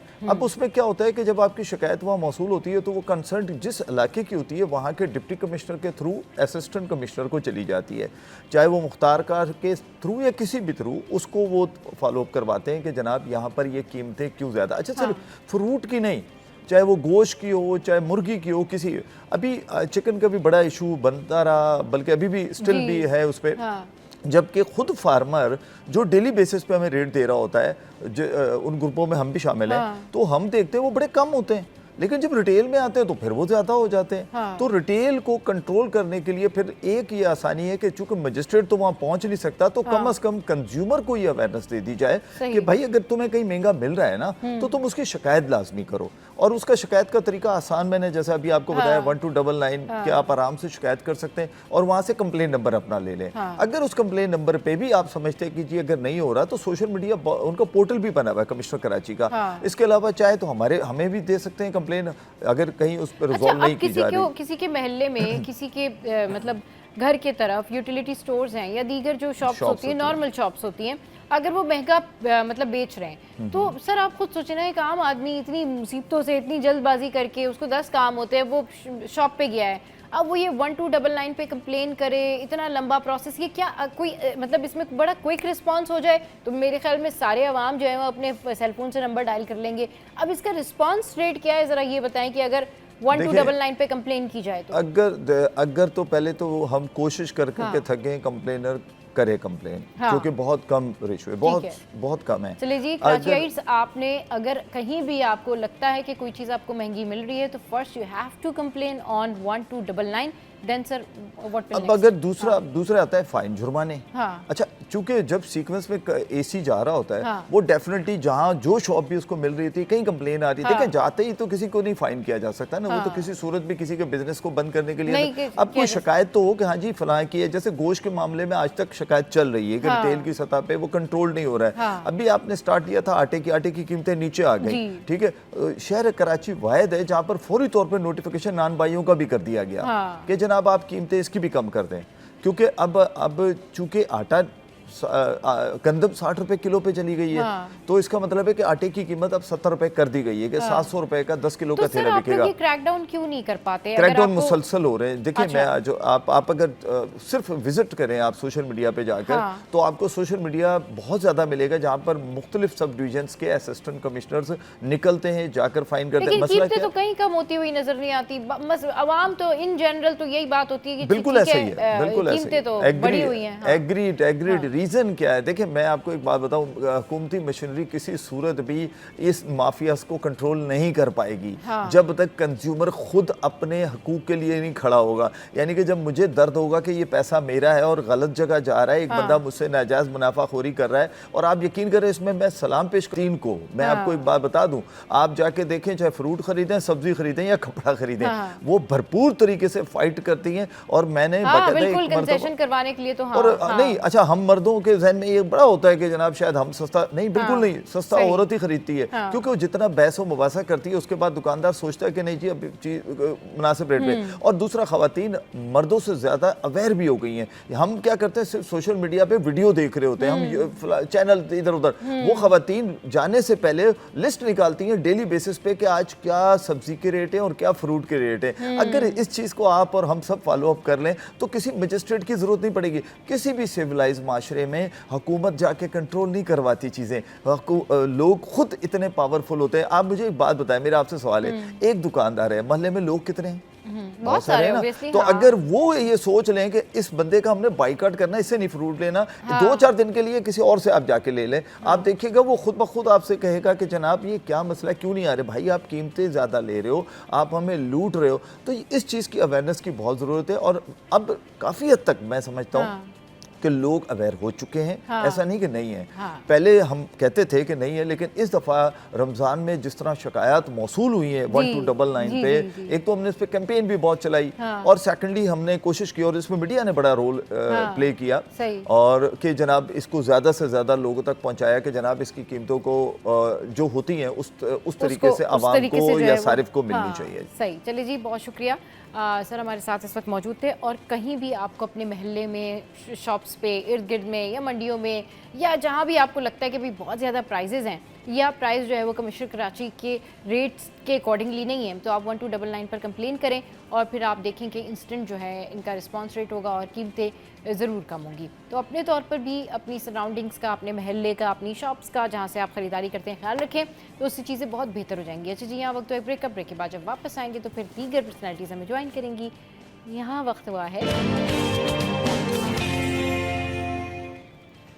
Welcome back. तो जनाब, वीकेंड वाइब्स में हमने ये सोचा कि हम बहुत दफ़ा ऐसा कर चुके हैं कि आपके साथ में हम ये शेयर करते हैं कि जी आज आपने वीकेंड पे क्या खाना पकाना है, आज कहाँ घूमने जाना है, लेकिन थोड़ी सी ज़रा हो जाए घर की क्लीनिंग की बातें भी, क्योंकि ये भी तो वीकेंड वाइब्स का हिस्सा है ना कि भाई अगर आप कहीं नहीं जा रहे हैं आज और घर में बैठे हैं, तो फिर अगर आपके घर में लाल बेग हैं तो क्यों ना लाल बेग का खात्मा ही कर लिया जाए। और ये लाल बेग जो होते हैं ये हर घर का इशू है। यकीन करें कि आप कितनी भी सफाई रख लें, कितना भी आप पता नहीं कहाँ से ये लाल बेग जो है वो घरों में होते हैं, ड्राइंग रूम में और आपके कमरों में, हर जगह, ड्रॉज में, सब जगह लाल बेग होते हैं। तो लाल बेग का खात्मा कैसे किया जाए, ये जानने के लिए आज हमें ज्वाइन किया जी सबीन फातिमा ने। अस्सलाम वालेकुम, वेलकम टू द शो। कैसी हैं आप? मैं बिल्कुल ठीक हूँ, अल्लाह का शुक्र है। अच्छा जनाब, आज जो हैं बड़े प्यारी लग रही हैं आप, साड़ी वाड़ी आपने वेयर की हुई है, लुकिंग नाइस। अच्छा, आज बड़ा इंपॉर्टेंट टॉपिक है जिसके ऊपर हम सबीन से डिस्कशन करेंगे। देखिए, बहुत सारे ऐसे टोटके आ चुके हैं कि लाल बेग का खात्मा हो जाएगा, लाल बेग ख़त्म हो जाएंगे, जान छुड़ाएं लाल बेगों से। आज प्लीज़ आपने हमारे व्यूवर्स के लिए ऐसे टोटके, ऐसी रेमेडीज़ बतानी है कि वाकई शाम को जब वो अप्लाई करें या अभी वो अप्लाई करें तो इसी शो में उनकी कॉल आ जाए, यस जी हमने अप्लाई किया था और देखिए हमें फ़ायदा हुआ। प्लीज़ बिल्कुल, what is your true remedy for killing cockroaches? हाँ बिल्कुल, आपने इंसानों को तो लड्डू खाते हुए देखा होगा, अच्छा ठीक है, हाँ, लेकिन अगर आप वही लड्डू में कुछ रेमेडी चेंज करके और इंग्रेडिएंट्स कह दें चेंज करके लाल बेग को खिला दें तो लाल बेग गायब। वाह, ठीक है। अच्छा, वो कैसे? अच्छा, वो लड्डू इस तरह बनेंगे कि अब हम बताते हैं लड्डू की रेसिपी। जो हमारे लाल बेग मौसूफ जो हैं वो खाएंगे सही और फौरी तौर पे घर से चले जाएंगे। अरे वाह वाह, बस अम्मी, खाला, अगर आप जितने भी लोग, मेरे तो सारे रिश्तेदार, जितना भी अगर कोई देख रहा है तो प्लीज यही फॉलो करें। अच्छा, जान छुड़ाएं। हाँ, उसको बनाने का तरीका जो है ना बहुत ही आसान है। उसमें हमें जो है लेना है बोरिक पाउडर, उसके साथ हमें उसमें लेना है थोड़ा सा आप कॉर्नफ्लोर ले लें, या अगर आपके पास अरारोट है तो अरारोट ले लें, और अरारोट और कॉर्नफ्लोर को दोनों को सादे पानी के अंदर मिक्स करें और उसकी छोटी छोटी सी गोलियां बना लें। सिर्फ ये दो चीज़ें, ठीक है, दोनों चीज़ों को मिक्स करके गोली बना लें। गोली बनाने के बाद आप उसमें चीनी और चीनी के साथ थोड़ा सा आप सिरका मिक्स करके उसके ऊपर, जैसे आप लाइक मिठाई बनाते हैं, जैसे मैंने बताया लड्डू बनाने का तरीका, लेकिन ये इंसान नहीं खा सकते, ये लाल बेगों के लिए हम प्रेजेंटेशन दे रहे हैं ताकि वो इसको आए, खाएं और जल्द से जल्द यहाँ से चले जाएं कैबिनेट से हमारे। चलिए जी, एक दफ़ा फिर से आपने जो है वो लड्डू में बोरिक पाउडर लेना है, सही है, कॉर्नफ्लोर लेना है, उसको सादे पानी के अंदर मिक्स करना है और उसकी गोलियां बनानी है। सही, गोलियां बनाने के साथ आप उसमें चीनी और चीनी को हमने मिक्स करना है थोड़ा सा सिरके के अंदर, सिरके के अंदर मिक्स करके चीनी को ऊपर टॉपिंग के तौर पे आपको लगाना है और उनको दावत देनी कि आप जहाँ भी छुपे हुए वो बाहर आएं और इसको खाएं ताकि हम उनकी डेड बॉडीज जो है बाहर तक पहुँचाएं। अच्छा जी, चले जी। अच्छा, उसके बाद में एक और चीज़ बता दूँ, उसको हटाने के बाद जब वो खा लेंगे, मर जाएंगे लाल बेग, उसको क्लीन करने का तरीका जो है वो ये है कि आपको टॉवल लेना है, टॉवल को आपने जो है वो विनेगर के अंदर ही अच्छी तरह से भिगो के निचोड़ के, अच्छा स्पंज आपको यूज़ नहीं करना, आपको टॉवल से ही उसको क्लीन करना है कैबिनेट को अपने, और क्लीन करने, उससे क्लीन करके और उसके बाद सूखा ही टॉवल फिर उसके अंदर आपको लगाना है तो जो आपके लाल बेग घर में ज़्यादा से ज़्यादा हो जाते हैं, बाज़ लोगों के घर में धूप नहीं आती और वेंटिलेशन कम होती है, सीलन की वजह से भी लाल बेग बहुत हो जाते हैं, जिसको हटाना बहुत मुश्किल हो जाता है। और वो हर खाने में जो है ना कहीं कूदते फिर रहे होते हैं। सही, बिल्कुल सही कह रही है। वो हम किशमिश के तौर पे हम उसको बिल्कुल इस्तेमाल नहीं कर सकते, बहुत मसला है। अच्छा, छोटे वाले लाल बेग जो होते हैं ना, वो जहाँ पर वो होती है, डिशेस होती हैं या खाना होता है, वहाँ वो ज़रूर आते हैं, या रोटी के कुछ ऐसे बिखरे बिखरे से टुकड़े अगर कहीं पर हैं डाइनिंग टेबल पे, या चिप्स के जो है वो थोड़े थोड़े, तो वो जहाँ आपको फूड एक्सेस नजर आएगा ना पड़ा हुआ, वो वहाँ पर कॉकरोच वहाँ पे ज़रूर आएंगे। सबसे पहली बात तो है कि आप मैं तो यही कहूँगी और मैं एक्सपेक्ट भी करती हूँ कि तमाम खवातीन जो हैं वो क्लीन रखती होंगी, लेकिन सम टाइम ऐसा होता है कि आप जल्दी में ले जाके चीज़ें रख देते हैं और कि अभी हम इसको 5-10 मिनट में उठा लेंगे, तो वो टारगेट पे होते हैं लाल बेग और वो कहते हैं अच्छा ये चलिए अच्छा मुझे इसको खाना है, तो उनके खाने के लिए उनकी रेसिपी जो मैंने आपको बताई है उसको फॉलो करें, इंशाल्लाह ताला आपके घर से लाल बेग फौरी तौर पे जो है वो चले जाएंगे जी। चले जी, ये बड़ी ज़बरदस्त किस्म की रेसिपी जो है सबीन ने हमारे साथ में शेयर की है। और सबीन, अगर लाल बेग नहीं गए तो यकीन करें मंडे वाले शो वाले दिन लाल बेग आपके घर भेज दूंगी।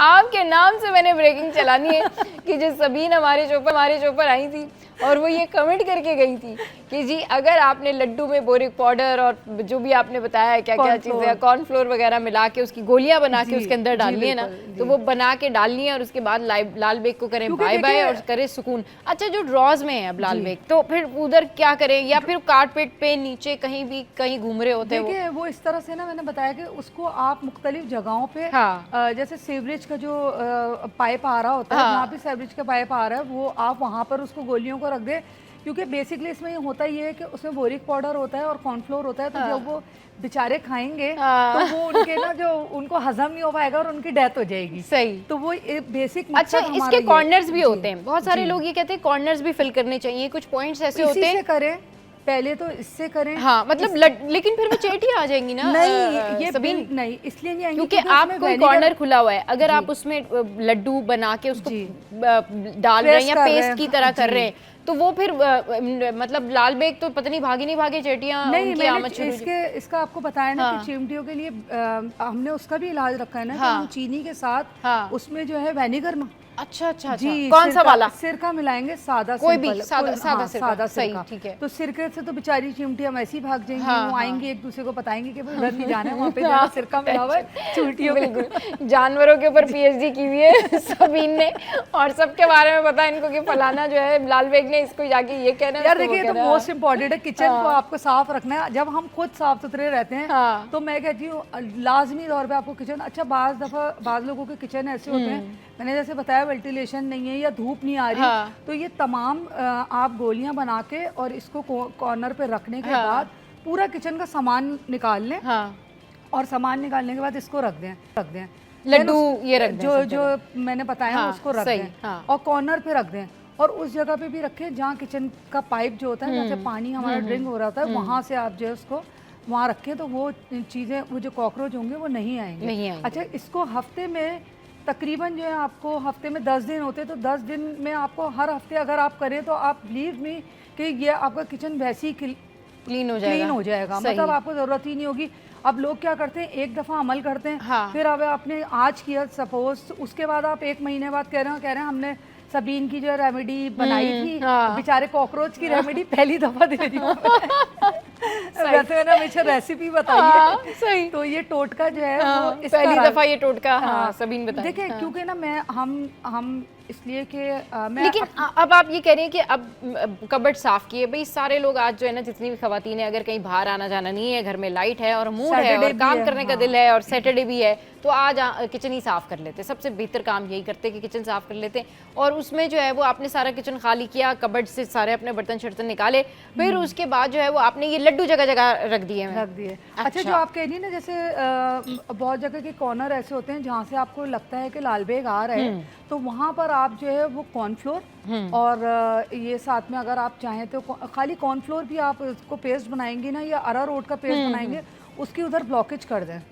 अच्छा, ठीक है। अच्छा, उसमें एक चीज़ और है कि अगर आपका किचन मुख्तलिफ किचन। फिर लड्डू छोड़ दें, कॉर्नफ्लोर और अरारोट का खाली, लड्डू भी रखें। वो तो रखने लड्डू का क्या है, कोई अट्रैक्शन है लाल बेगों से? देखिए आपने अभी कहा, अभी हमारी आपकी हमारी बात ये हुई कि जहाँ पे भी हम खाना रखते हैं लाइक वहाँ वहाँ आते हैं। तो जब हमें पता है कि फूड अट्रैक्शन है उनके पास, तो हमें फूड से ही उनको दुनिया लड्डू के बजाय किसी और चीज में भी रख सकते हैं आप, ये कॉर्नफ्लोर और ये जो आपने बताया। आप उसको ज़रूरी नहीं, वो तो मैं एक लाइक एक उसको गोली की तरह बनाना है, जैसे टैबलेट होती है, दवाई होती है, उस तरह बनाना है। आप उसको किसी भी फॉर्म में बना के, किसी भी फॉर्म में बना के रख सकते हैं। वो तो एक एज ए जोक मैंने आज लड्डू खिलाएंगे कॉकरोच को और लड्डू किचन से वापस, कॉकरोच किचन से वापस जाएंगे वापस। हाँ सही सही। अच्छा, दूसरी बात ये कि हम जो है ना किचन को छोड़ते हैं ना, जब उसमें सीलन होती है, बर्तन उठाते हैं या कुछ इस तरह की होती है, उसके नीचे भी आप कॉर्नफ्लोर और थोड़ा सा आप जो है स्प्रे कर सकते हैं इसका सिरके का। अच्छा, कॉर्नफ्लोर थोड़ा सा छिड़क के, चिमटियों की दवाई छिड़क ली आपने। मैंने ऐसी दवाइयाँ देखी हैं जो इतनी एक्सपेंसिव होती हैं, लोग वो अपने किचन में डाल रहे होते हैं, लेकिन कॉकरोच नहीं जाते। कॉकरोच नहीं जाते, सही। उसका मसला ये होता है कि आपकी हेल्थ को भी नुकसान दे देती है। ऐसी दवाई जो आप बहुत ज़्यादा मतलब आप समझ रहे हैं कि इसकी स्मेल बहुत है और ये इसकी स्मेल से चले जाएंगे, ऐसा हरगिज़ नहीं होता। उसकी स्मेल से आप तो अफेक्टेड हो सकते हैं कि आपको एक दिन के लिए, मैंने अक्सर लोगों को सुना है, हमने दवाई डाली है, हम क्या जा रहे हैं, हमने दवाई डाली है, सुबह से शाम तक घूमने जा रहे हैं। जब घर में आएंगे तो बेचारे आधे, अब किसी को सांस की तकलीफ है, किसी को और कोई आंखों में बहुत ज़्यादा, आंखों के लिए नुकसान है की दवाई, लेकिन ये चीज़ जो है ये बिल्कुल नुकसानदेह नहीं है। तो मेरा मतलब एक बेहतरीन टोटका यही है मैं बताने का कि भाई आप इसको इस्तेमाल करें और इसको हफ्ते के हफ्ते आप किचन को, जैसे आप हम खुद अपने लिए रखते हैं अपने साफ सुथराई, तो इसी तरह किचन की भी हमें हमारे लिए मस्ट है कि हम उसको हफ्ते की बुनियाद पे। अच्छा, ये जो लड्डू वाला काम है, कॉर्नफ्लोर वाला काम है, हाँ, ये कितने दिन करना है हफ्ते में? इसको चेंज कितने दिन में करना है? वो जो गोलियां हैं मैंने बताया ना आपको, हफ्ते के हफ्ते, हर हफ्ते चेंज, हर हफ्ते। देखिए अब रोज की सफाई तो किचन की हमारी हो गई, ठीक है, उसके बाद आप हर हफ्ते 10 दिन, अब 10 दिन नहीं तो 15 दिन कर लें, 15 दिन कर लें, ताकि आपके 30 दिन महीने के तो ये भाग जाते हैं मुकम्मल। हाँ, चलें जी। सबीन फातिमा हमारे साथ थी, बहुत शुक्रिया सबीन, आप हमारे शो पर आई। और जी ये जो इन्होंने बताया है टोटका, तरीका या रेमेडी या जो कुछ भी आप इसको कह लें, what ever you can say, try it. और प्लीज़ मुझे ज़रूर बताएं ताकि हमें भी पता चले कि जो हमारे जितने भी गेस्ट आते हैं वो आपके लिए जब ज़बरदस्त चीज़ें, ज़बरदस्त जो है ना ये तरकीबें लेके आते हैं, तो उसका आपको कितना इफ़ेक्ट होता है और आपकी कितनी कारामद साबित होती हैं तमाम तर चीज़ें। यहाँ वक्त तो एक ब्रेक का, ब्रेक के बाद जब वापस आएंगे तो एक और पर्सनैलिटी हैं जो हमें ज्वाइन करेंगी, जिनसे करेंगे आज हम बातें बच्चों के हवाले से। जी हाँ, स्कूल में बच्चे का पहला दिन पेरेंट्स के लिए भी यादगार और बड़ा होने के बाद बच्चे के लिए भी यादगार। हमारे साथ रहिए।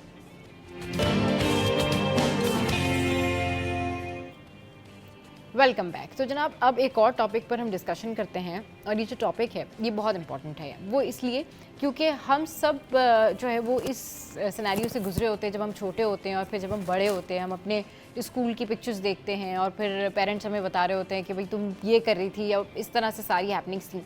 तो आज हमने सोचा कि ये टॉपिक रखते हैं कि आपके बच्चे के स्कूल का पहला दिन या किसी भी बच्चे का स्कूल का पहला दिन कितना इमोशनल होता है, पेरेंट्स को क्या करना चाहिए, क्योंकि पेरेंट्स भी बहुत इमोशनल होते हैं, और साथ साथ जो ग्रेट ग्रैंड्स हैं वो भी इमोशनल होते हैं, और जो टीचर होते हैं वो भी थोड़ा सा जो है कंफ्यूज होते हैं कि भाई नया बच्चा आया है तो हमने जो है उनको वेलकम करना है। इस पर बात करने के लिए हमारे साथ जो है वो एजुकेशन काउंसिल मौजूद हैं, नौशीन अहमद। अस्सलाम वालेकुम, वेलकम टू द शो। कैसी हैं आप? वालेकुम सलाम Saba, thank you so much for having this topic. बड़ा इंटरेस्टिंग टॉपिक है आज का आपका जी। एंड लाइक यू सेड कि क्या इमोशनल जर्नी होता है बच्चे का। सही। सो आई फील सबा इस दिन के लिए तो it's such an important day. School से भी बड़ी गाइडलाइंस दी हुई होती हैं। For example where I work, तो हम लोग सारे मटेरियल कलेक्शन पहले करा लेते हैं। सो चेकलिस्ट तो होती है सारी कि what to do, what not to do. However I feel जो इमोशनल एस्पेक्ट है, जो बच्चे की सेपरेशन एंजाइटी है, जो टीचर की एक परफॉर्मेंस एंजाइटी है और एक पेरेंट की सेपरेशन एंजाइटी है, वो बहुत फिनोमिनल होती है। तो डिफरेंट आप देखिए, मदर्स अपनी एंजाइटी बच्चों पे ट्रांसफर करी होती है, मदर्स भी एंग्शियस होती हैं, बच्चा पहली दफ़ा सेपरेट हो रहा होता है। So yes, it's I think, और हर बच्चे की अपनी नफ्सियात होती है, वो अपने अपने तरीके से रिएक्ट करता है। और लेकिन ये मैं स्कूल्स को भी सराहना चाहूँगी कि वो लोग बहुत मेजर्स लेते हैं इसके लिए। लाइक पहले से चेकलिस्ट मतलब वो दिन सिर्फ ये होता है कि बॉन्ड क्रिएट हो जाए, दैट्स अबाउट इट। हाँ सही, बिल्कुल सही कह रही हैं। अच्छा, क्या होना चाहिए, क्या पेरेंट्स को करना चाहिए, क्योंकि पेरेंट्स बहुत इमोशनल हो रहे होते हैं उस दिन पे और उनको ये लगता है कि जी ठीक है, अभी बच्चा लेके जा रहे हैं तो वो रोएगा, तो उसको लंच बॉक्स दें नहीं दें, वहीं बैठ के वेट करें, या फिर कि पेरेंट्स की क्या रिएक्शन होते हैं, बच्चा जब क्लासरूम में आ जाता है तो उसके क्या रिएक्शन होता है, वो किस तरह से वो रो रहा होता है, या वो थोड़ी देर बाद चुप हो जाता है कि ओके फाइन, अभी मैं अपने दोस्तों से मिल गया हूँ। ये एक एक बेस्ट डे भी कह सकते हैं और एक इमोशनल दिन भी होता है। और ये बिल्कुल जो एक पहली दफ़ा जो डिटैचमेंट हो रही होती है ना पेरेंट्स के साथ में, कि आप अलग जा रहे होते हैं कि थोड़ी देर के लिए भी, तो वो बड़ा एक जो है ना इम्पोर्टेंट फैक्टर होता है। क्या कर रहे होते हैं बच्चे अंदर क्लासरूम में, कैसे उनको केयर की जा रही होती है अंदर? सबा देखो, बहुत सारे चैलेंजेस हैं। आपका फिजिकल चैलेंज है, एक न्यू एनवायरनमेंट है, आपका इमोशनल चैलेंज है, आपका कॉग्निटिव चैलेंज है, मेंटल चैलेंज है। सो टीचर्स तो definitely they're like all prepared.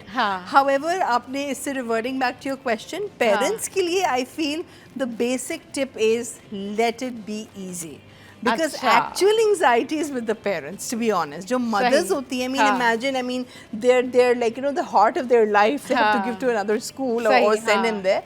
तो mothers like step one mothers should be easy, कि कुछ नहीं है, ये चेकलिस्ट पूरी हो गई है हमने, क्योंकि सारे पेरेंट्स बड़े रेकी करके फर्स्ट एनवायरनमेंट चूज करते हैं, ये स्कूल में जाना है, ये नहीं जाना।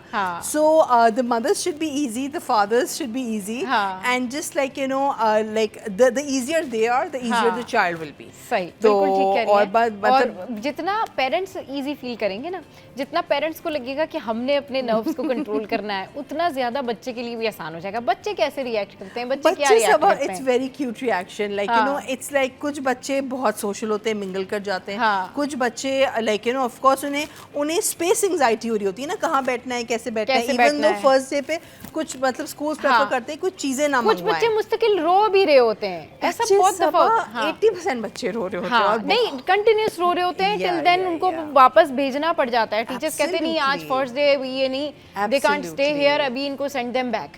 तो ये भी होता है, ये होता है। और ये टीचर्स के लिए I feel like you know, teachers की बड़ी like you know, I would say kudos to them, कि वो लोग उनको प्यार कर रही होती है, उन्हें संभाल रही होती है। और बच्चे like because it's a child, उनको कोई लैंग्वेज तो समझ में आ नहीं रही, उनको बस ये कि get me out of here, it's a new environment for them. So उनके लिए बारहा like you know, schools are equipped, फिर मदर्स को बुला लेते हैं, छोटा सा फ्रेम होता है, तो depending upon the behaviour of the child, तो फिर उसको अर्ली फ्रेम में वापस दे देते हैं, लेकिन बारहा ब्लेंड इन तो करना होता है। So but it's a very important day. So I think, and it's a triangle, like parents, students and teachers. तो इस पूरे ट्रायड को परफॉर्म करना होता है। पूरी सिनेरियो को जो है ना, वो बड़े अच्छे तरीके से देखना पड़ता है कि किस तरीके से बच्चे को भी प्रॉब्लम ना हो और टीचर। अच्छा, सबसे ज़्यादा एक और बहुत जो कंप्लेन आती है पेरेंट्स यूजुअली करते हैं कि भाई टीचर्स जो हैं वो परेशान होंगे क्योंकि बच्चे रो रहे हैं या उनको तंग कर रहे हैं, तो वो क्या मदर्स क्या कह के जाती हैं टीचर को, आपने कैसे ख्याल रखना है, आपने किस तरीके से इसको डील आउट करना है, वो क्या होती है सारी बातें? Mothers are very sweet like that, mothers keep checking how is he doing, how is she doing, mother like you know, mother भी चाहती है कि मैं कहीं पर अवेलेबल रहूं, सामने रहूं। तो I think the mothers have a lot of separation anxiety themselves as well. They are like you know second guessing themselves, have we chosen the right environment? तो वो teachers और बहरहाल टीचर का भी एक बॉन्ड बनना जरूरी होता है। She becomes the next mother literally. तो वो जो बॉन्डिंग को बहरहाल वक्त लगता है, तो उसकी डिफरेंट रिएक्शंस होते हैं, लेकिन I feel like you know somehow in our country schools equipped हैं, environments अच्छी बनी हुई हैं, और बच्चों को फर्स्ट डे पे खासी hand holding, emotional holding the जाती है। इमोशनल होल्डिंग दी जाती है। अच्छा, ये तो एक सिनेरियो है। अच्छा, इसके अलावा ये बताएं कि क्या पेरेंट्स को तैयारी करनी चाहिए कि आपने बच्चे को, आपको पता होता है 1 महीना पहले या 2 महीने पहले, मतलब आप एक सोच चुके होते हैं, स्कूल ढूंढ चुके होते हैं, एडमिशन का ऑलमोस्ट आप लाइन अप कर चुके होते हैं, क्या तैयारी करनी चाहिए कि बच्चे को थोड़ी सी ऐसी गाइडेंस दें कि वो जाके शुरू में स्कूल में डिस्टर्ब नहीं हो। कुछ बच्चे ऐसे होते हैं कि वो शुरू से ही पेरेंट्स के साथ होते, घर में होते, जॉइंट फैमिली सिस्टम में भी नहीं होते, तो उनको अचानक से जब स्कूल भेजते हैं तो वो ज़्यादा घबराते हैं, ज़्यादा परेशान होते हैं और वो कई दिनों तक स्कूल में नहीं बैठ पाते। तो पहले से ही प्रिपरेशन करनी चाहिए बच्चों को समझाने के लिए कि बच्चों को थोड़ा सा ट्रेन कर दें कि थोड़ा सा आउटडोर उनकी एक्टिविटी करवा लें, या फिर क्योंकि कुछ बच्चे ऐसे बच्चे भी होते हैं जो कि बड़ा खुश होते हैं पहले दिन स्कूल जाके। डेफिनेटली। हाँ, वो कहते हैं पता नहीं हम तो बहुत खुश हैं, हमें दोस्त मिल गए, हमें नया एनवायरनमेंट मिल गया। क्या करना चाहिए पेरेंट्स को? सबा, ये जो वेरी इंटरेस्टिंग क्वेश्चन, अभी की जो जनरेशन है, this is really the generation alpha, ये जो छोटे वाले बच्चे हैं, और इन लोग के नॉर्मली हमारे जो होम स्ट्रक्चर्स हैं वो बहुत न्यूक्लियर स्ट्रक्चर्स हैं, जॉइंट फैमिलीज कम रह गई हैं और वर्किंग पेरेंट्स हैं, सो ऑलरेडी बच्चा खासी आइसोलेशन का आदी होता है, मेट्स के साथ है, पेरेंट्स के साथ है, स्क्रीन्स के साथ है। सो डिपेंडिंग अपॉन, कुछ बिल्कुल प्री स्कूल से स्कूलिंग, कुछ तो 1.5 साल से होता है कि बस आपकी प्ले ग्रुप्स और प्री स्कूलिंग शुरू हो गई, and some choose to go later, कुछ लाइक पहले से प्री प्रेप स्कूल्स में डालते हैं। तो जो बच्चे प्री प्रेप स्कूल्स में होते हैं उनका फिर भी बिहेवियर रिलेटिवली ईजियर होता है। However it's really, I personally feel ये एक होम डिसीजन होता है, मतलब लाइक यू नो एक मदर का डिसीजन है, एंड बैक टू बेसिक्स पूरी लाइफ स्कूलिंग चलनी है। आई फील हम इसको बहुत एग्जैजरेट कर देते हैं। We should really like be a little organic about it, or maybe I mean, you know, the therapist is speaking in me, कि like you know keep it easy. So like a basic tip to parent कि बच्चे को कैसे ready करें, definitely उनको थोड़ा सा socialize कराएं, cousins में कराएं, मोहल्ले में कराएं, आगे पीछे, तो वो बच्चों की isolation का element खत्म करें ताकि वो एक new environment के लिए ready हों। कभी बच्चे छोटे होते हैं, बहुत अडेप्टेबल होते हैं, वो कहते हैं ना बच्चा तो मट्टी की तरह होता है, हर चीज़ में वो अडेप्ट कर जाता है। तो a bit of like you know like socialising more, चाहे वो फैमिली से शुरू हो, कजन से शुरू हो, मोहल्ले से शुरू हो, थिंग्स लाइक दैट। अच्छा, इस तरह से सोशलाइजिंग करवानी चाहिए। अच्छा, ये बताएं कि ये जो पेरेंटिंग है, लाइक यू नो, इसकी क्या मेजर टिप्स क्या होती हैं कि अगर कुछ पेरेंट्स होते हैं ना कि वो बच्चे को मतलब अगर ट्यूशन भी भेजें, स्कूल भी भेजें, तब भी उनको प्रॉब्लम आता है, बच्चा उस तरीके से रिलेट नहीं कर पाता किसी जगह को, और उसको ये होता है कि बस ये टाइम जैसे ख़त्म होगा मुझे I have to go back to my home. तो एक तो आपने बताया कि सोशलाइजिंग कराएं, ये सारा कुछ कराएं, घर में भी क्या इस तरीके से कुछ एक्टिविटी करवानी चाहिए ताकि बच्चे को थोड़ा सा पता चले कि जी ये मेरा प्ले टाइम है, ये मेरा स्लीप टाइम है, क्योंकि यूजुअली सब बच्चों का स्केजुअल होता है, जब वो पैदा होते हैं बाय बॉर्न उनका अपना एक स्केजुअल होता है, लेकिन मेंशन कराने की कितनी ज़रूरत है कि this is your sleep time, this is your you know play time, this is your like you no आपने ये एक्टिविटी करनी है, तो this is another time of doing another thing. So इसकी ज़रूरत पड़ती है छोटे बच्चों में। सबा बहुत अहम बात करिए, देखिए बच्चे घर हमारे प्राइमरी सोशलाइजेशन होते हैं, जो माँ बाप कर रहे हैं वो एक अनस्पोकन कॉन्वर्जेशन होती है, और स्कूल्स हमारे सेकेंडरी सोशलाइजेशन होते हैं। तो वो जो प्राइमरी सोशलाइजेशन है वहाँ के ऊपर जैसे हमारे एक 5 पिलर्स ऑफ वेलनेस है, हमारी इमोशनल वेलनेस है, मेंटल वेलनेस है, स्पिरिचुअल वेलनेस है, फिजिकल वेलनेस, सोशल वेलनेस है। तो लिटरली जो हमारे अडल्टहुड में लेटर पैटर्न्स आते हैं वो बच्चों को बिल्कुल बैक। तो कभी कोई ऐसा इंसिडेंट आपने देखा किसी बच्चे के साथ कि वो बच्चा आया हो, बड़ा कोई रो रहा हो, पेरेंट्स बड़े परेशान हो, तो शेयर करें हमारे साथ। To be honest, I'm more with secondary education, and my school has 3,000 kids और बड़ा मेरी intensive lower nursery है। बच्चों के लिए वो जो इनका जो उनकी अगस्त की जो क्लासेस होती हैं, literally पेरेंट्स के लिए हमने फ्री वे दिया हुआ है, वो कभी भी आ सकते हैं क्लास में, जा सकते हैं, तो ये फैसिलिटेशन ज़रूरी होती है। कुछ बच्चे होते हैं वो तो बैग छोड़ के और बिल्कुल सब कुछ छोड़ के वो लेट जाते हैं, हमने ना आगे जाना है ना पीछे जाना है, तो सी बच्चों के साथ आप रीज़न नहीं कर सकते। only language they understand is the language of love. और बहुत एक critical aspect होता है teacher bonding.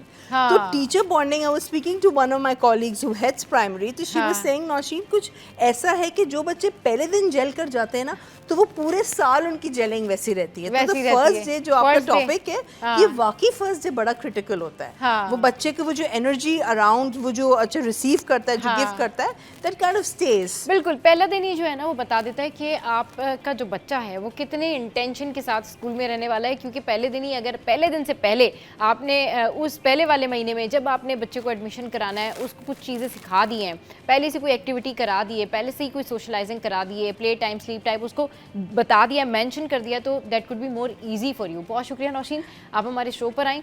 और शो में यह वक्त एक ब्रेक का, ब्रेक के बाद बस वापस आ रहे हैं, थोड़ी सी देर में, आपने कहीं नहीं जाना, हमारे साथ रहिए। Welcome back. तो जनाब, इस वक्त हम बात करने जा रहे हैं गर्मियों की शादियों के ऊपर। और गर्मियों की जो शादियां होती हैं, ये सीज़न ऐसा होता है कि बहुत सारे लोग इसमें कई सारी शिकायतें कर रहे होते हैं। इनफैक्ट जिन लोगों ने शादियां अरेंज की होती है, रखी होती हैं, और ये डिसाइड किया होता है कि जून में शादी रखनी है, मई में शादी रखनी है, या फिर समर वेकेशंस के अंदर ही उनको शादी प्लान करनी है, वो भी खुद भी शिकवे कर रहे होते हैं, क्योंकि कई मसाइल होते हैं। वैसे तो पाकिस्तान में पूरा साल ही महंगाई रहती है, लेकिन गर्मियों में क्योंकि लाइट्स नहीं होती, गर्मियाँ ज़्यादा होती हैं, घर छोटे होते हैं, और फिर अगर जो बाहर से रिश्तेदार आ जाएँ, सबसे बड़ा इम्तहान उनके लिए होता है। तो आज इस दिलचस्प टॉपिक पे गुफ्तगू करने के लिए हमारे साथ जो है वो आरजे फरा मौजूद हैं, और हमारे साथ जो है वो शगुफ्ता यास्मीन, मोटिवेशनल स्पीकर, मौजूद हैं। अस्सलाम वालेकुम, वेलकम टू द शो। कैसे हैं आप दोनों? ठीक ठाक? वालेकुम अस्सलाम, हम बिल्कुल ठीक ठाक खैरियत से। अच्छा जी, चले जी। तो सबसे पहले जो है वो मैं फ़रा से पूछती हूँ। फ़रा, ये बताएं कि आप क्या सोचती हैं, क्या आप इस बारे में जो है वो कमेंट करेंगी कि लोग गर्मियों में शादियाँ तो रख लेते हैं, ठीक है, लेकिन अब बहुत सारा उनको ना बैकलैश फेस करना पड़ता है रिश्तेदारों की तरफ से, जो स्पेशली ओवरसीज़ पाकिस्तानी जो बाहर से आ रहे होते हैं, वो बड़ी खुशी खुशी आते हैं कि जी खाला की शादी में जा रहे हैं, कज़न की शादी में जा रहे हैं, एंजॉय करेंगे और पता नहीं क्या क्या करेंगे, और साथ साथ शादी जब हो जाएगी, वलीमे के बाद और दावतों के बाद पिकनिक पे भी चले जाएंगे, क्योंकि गर्मियाँ हैं, सब जगह जाएंगे, लेकिन प्लान हो जाता है सारा चौपट, क्योंकि जब वो यहाँ आके देखते हैं रियलिटी, तो उसके बाद फिर बड़ी परेशानी होती है। ज़रा इसके ऊपर बताएं।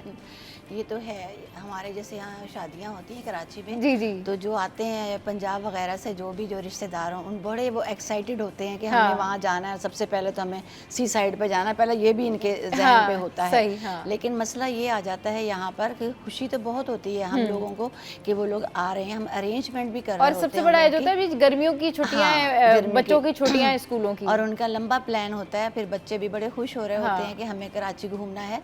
लेकिन शादी वाला घर जो होता है, चूँकि उन लोगों को शादी करनी होती है, उनके बड़े घर में और भी जिम्मेदारियां होती हैं, लेकिन ये भी होता है कि आपको पता है कि महंगाई तो चले छोड़िए, वो तो है ही है, पानी की जो कमी है उसकी वजह से जो प्रॉब्लम घर वाले फेस करते हैं ना, कि हम पानी कहाँ से मतलब उनके लिए कलेक्ट करें, किस तरह इन लोगों को हमारी मेहमान नवाजी में कोई ऐसी बात ना हो जाए, उसकी वजह से कुछ मेहमान मैंने देखे नाराज़ होकर भी चले गए दूसरे रिश्तेदारों के घर, कि शायद इन्होंने झूठ बोला है, हमें हमसे यानी तंग आ गए, लेकिन वाकई पानी नहीं होता, उसकी वजह से परेशानी होती है। सही। और बाकी ये है कि गर्मी की शादी में ये भी होता है कि मेकअप जो होता है ना, उसका ख़वातीन को बड़ा वो होता है कि हमारा ये मेकअप नहीं ठीक रह पाता भाई, और कैमरामैन का भी इम्तहान है, तो घर वालों का भी इम्तहान है, जो बेचारे फोटोशूट वाले भैया हैं उनका भी इम्तहान है कि जी गर्मियों में शादियां रख ली हैं, अब दुल्हन कब तैयार हो। अब 4-5 बजे से पहले तो आप देखें शगुफ्ता कि जो धूप है वो भी नहीं खत्म होती, और आजकल जो अब क्राइटेरिया है फोटोशूट का वो आउटडोर है जी, किसी हेरिटेज पे जा रहे हैं, किसी ऐसी प्लेस पे जा रहे हैं, बंदा कैसे गर्मियों में दिन के टाइम पे रेडी होके 4-5 बजे फोटोशूट कराए जी। अच्छा, 4-5 बजे आउटडोर, असल में समर में लोग शादी कर रहे होते हैं, लोग समझते हैं समर में किसी के पास कोई काम ही नहीं होता ना, हम सब बिल्कुल फ्री होते हैं, जबकि समर इतना मुश्किल होता है। सर्दी में तो चलो कोई इतना प्रॉब्लम नहीं होता, समर के लिए तो सबसे पहली चीज़ ये है कि आप कोई भी आउटडोर की लोकेशन रखें ही मत, लेकिन बहरहाल अब ट्रेंड है, उसको बर्दाश्त करते हैं और जाते हैं। लेकिन जिस तरह इनफैक्ट सर्दियों में भी आउटडोर पे शगुफ्ता लोग पैनिक होना शुरू हो जाते हैं, क्योंकि वो क्या होता है कि आप उस नेचर की ना यूज टू नहीं होते। सर्दियों में भी आपको ज़्यादा ठंड भी लग रही होती है, या फिर बस मेकअप के लिए, पिक्चर्स के लिए तो ठीक है सर्दियों में जो आप रखते हैं ना आउटडोर, बट उसमें भी बहुत सारे लोग इरिटेट हो रहे होते हैं, क्योंकि उनको वो जो नेचुरल एक हवा होती है वो बालों में मॉइस्चर क्रिएट कर रही होती है, फिर वो सर्दी लग रही होती है, सर्दी तो उसके भी हर मौसम के अपने अपने जो है ना प्रॉब्लम है। और सर्दी में जो एक प्रॉब्लम आ रहा होता है, सर्दी की धूप बड़ी ख़राब होती है, क्योंकि वो आपको झुलसा देती है, बहुत हीट उसकी बहुत तेज होती है। सर्दियों में आप ज़्यादा धूप में ज़रा घूमें, आप देखिएगा आप बहुत जल्दी टैन होंगे। गर्मी में तो होते ही होते हैं, लेकिन सर्दी की धूप बहुत ज़्यादा खराब होती है, इस पॉइंट ऑफ व्यू से आपकी स्किन को बहुत खराब कर रही होती है, स्किन को खराब कर रही होती है। सही, तो बहुत सारे पॉइंट्स हैं जो देखने चाहिए। तो गर्मियों में शादियां रखते वक्त जितने भी लोग गर्मियों में शादियां रखते हैं, ये कह के जी हमारे बच्चों की तो छुट्टियां हैं, तो दुबई वाली खाला भी आ जाएंगी, तो कनाडा वाली खाला भी आ जाएंगी, और सारी खालाओं को बुला के, मामुओं को बुला के, तो जब यहाँ वो बिठा लेते हैं और उसके बाद घर में होती है प्रॉब्लम, ना पानी आ रहा है ना बिजली आ रही है, तो वही मामू और खाला कहते हैं कि भाई यही शादियाँ आपने अगर सर्दियों में रख ली होती तो ज़िंदगी आसान हो जाती। मगर जस्ट बिकॉज ऑफ दैट कि 2 महीने की छुट्टियाँ हैं या बच्चों की छुट्टियाँ हैं, अब वो जिस मौसम में भी आए, लोग ये नहीं देखते कि हमने अपनी भी आसानी देख लें, कोई दूसरों की भी आसानी देख लें, बट ऐसा नहीं हो पाता। आप लोगों की क्या क्या एक्सपीरियंस है? आपके यहाँ हुई है किसी की ऐसी गर्मियों में शादी, आप गई हो और आप हमारे यहाँ ऊंची से गई हो रहने के लिए, जी ठीक है जा रहे हैं शादी में? यही है हमारे यहाँ, जैसे मैंने आपको बताया कि सबसे ज़्यादा पानी की शिकायत बहुत होती है हमारे यहाँ। और दूसरा ये है कि कुछ एक शहर से दूसरे शहर में आते हैं तो कुछ लोग बीमार भी पड़ जाते हैं, फिर उनकी भी हॉस्पिटलिटी होती है, उनको देखना होता है, और घर में काम इतने होते हैं कि हम किस किस का ख्याल रखें, किस किस का ख्याल रखें, ये बात होती है। और फिर जो मेहमान आता है उनको ये भी शौक होता है कि हम शॉपिंग भी कराची में करें। शॉपिंग भी, हाँ, ये भी बड़ा अच्छा पॉइंट आपने। एक तो शादी वाला घर वाले खुद परेशान, मेहमान आगे सारे, और अब उनको शॉपिंग भी करनी है, वो शॉपिंग भी करानी बहुत जरूरी है। सही, वो फलानी चूड़ियां लेनी है तो फलाना वहाँ से ज्वेलरी लेनी है। गर्मी हो रही है शदीद जी, लोग बाहर निकले में 2-2 बजे दिन की गर्मियों में शॉपिंग चल रही है। ठीक है, एंजॉय करिए ज़रूर, जो भी आपको कंफर्ट आपका जोन है उसके अकॉर्डिंगली चलें, लेकिन मोस्ट ऑफ द टाइम लोग गर्मियों में हाइपर होते हैं और शादियों में प्रॉब्लम हो रही होती है, तो ये सारा प्रॉब्लम चल रहा होता है। इस पर हम मज़ेदार डिस्कशन करें, आप हमें जो है वो कॉल भी कर सकते हैं और अपना एक्सपीरियंस भी शेयर कर सकते हैं, और हमारे यहाँ जो एक्सपर्ट बैठे हैं ना उनसे पूछ भी सकते हैं कि भाई फिर क्या करें, कौन सा ऐसा दरमियाना रास्ता है जिसमें रिश्तेदार भी खुश रहें और आप भी खुश रहें, और के इलेक्ट्रिक जो है वो भी थोड़ा सा आपके साथ में कोऑपरेट करे। वो कौन सा महीना होता है ये जानेंगे इस ब्रेक के बाद।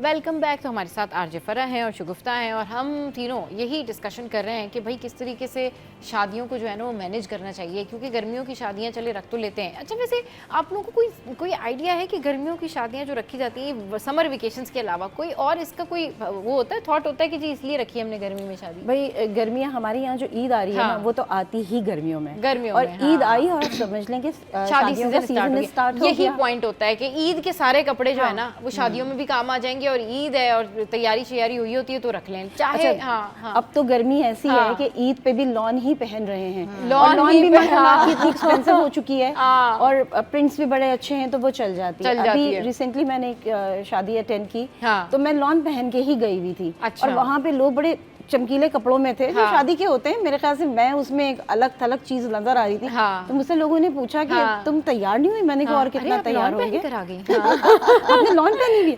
मैंने कहा मुझे गर्मी बहुत लगती है, गर्मी इवन जब हम बात करते हैं गर्मी की, तो मैं होस्टिंग करती हूँ, तो मैंने कभी जिंदगी में 20 साल में कभी मैंने आउटडोर प्रोजेक्ट्स नहीं लिए। अच्छा, मैं कहती हूँ आउटडोर प्रोजेक्ट मुझे नहीं करना, मैं इंडोर कर दूंगी, आउटडोर नहीं करना, क्योंकि आप जिस तरह मेकअप का कह रही थी, मेकअप एक इतना बड़ा इशू है कि वो यहाँ से फट रहा है यहाँ, और जितनी आप पफिंग करेंगे उतना ही वो फैल जाएगा। बिल्कुल ठीक कह रही है, गर्मियों में ये इशू है। अच्छा, अब तो ये भाई अब ये है कि हर बंदा पॉलर जाता है, हर बंदा अपनी ग्रूमिंग करता है। इनफैक्ट ये जो ये बातें करिए ना, इससे पहले वाले शोज में हम ये डिस्कस भी कर चुके हैं कि अगर लड़के की अम्मा है तो उनको भी उतना ही तैयार होना है, ठीक है ना? हाँ, बराबर तैयार होना है। बहनें हैं तो उनको भी उतना ही तैयार होना है। अब जाहिर सी बात है, गर्मियों में अगर आप शादियां रखते हैं तो ऑब्वियसली उसका सबसे बड़ा नुकसान मेकअप का ही होता है, क्योंकि अब आपने चले सब छोड़ दें, दुल्हन ने तो तकरीबन दिन से उसको रेडी होती है, फोटोशूट्स वगैरह सारी चीज़ें हो रही होती हैं, उसका मेकअप तो स्टे ही नहीं करेगा। जब मेन इवेंट का टाइम शुरू होगा रात को 10 बजे 9 बजे 8 बजे वटेवर,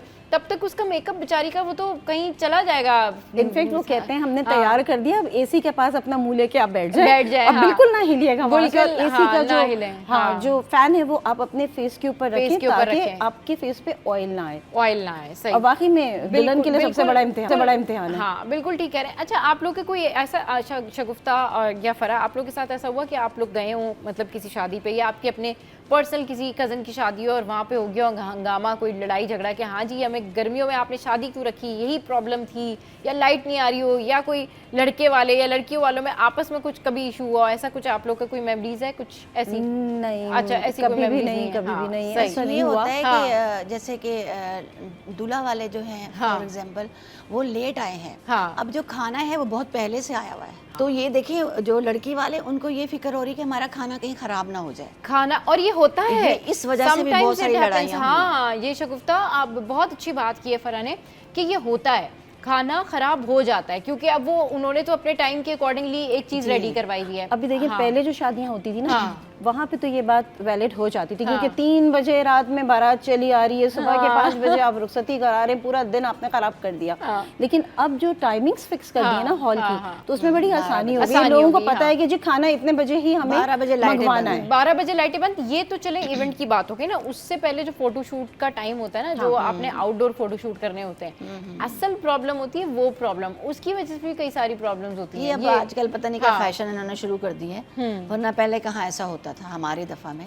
अच्छा, हमारी जब शादियां थी ये फोटो शूट ये तो एक एक्स्ट्रा हो गया, माँ बाप भी परेशान है इस सिलसिले में। अच्छा कि भाई मैं तो सही बात करती हूँ, इसलिए कि देखें लड़की दोपहर से तैयार होने गई हुई है, सही, और उसको फिर 5 बजे फोटो शूट के लिए ले गए। अब हॉल में सब इंतजार कर रहे हैं कि दुल्हन आए और फिर वो बैठे, फिर उसका दोबारा टचअप करना होता है। तो ये जो चीज़ें एक्स्ट्रा, मतलब वैसे लोग कहते हैं बहुत महंगाई है, सब कुछ है, लेकिन फिर ये भी चीज़ें हैं। लेकिन मैंने देखा है कि कोई मतलब इतने शूट किए जा रहे हैं, शोर मचा रहे हैं, कोई फ़ायदा वायदा तो कोई है नहीं। उसकी आगे जाके लड़की के जो नसीब हैं अल्लाह ताला वो अच्छे करे।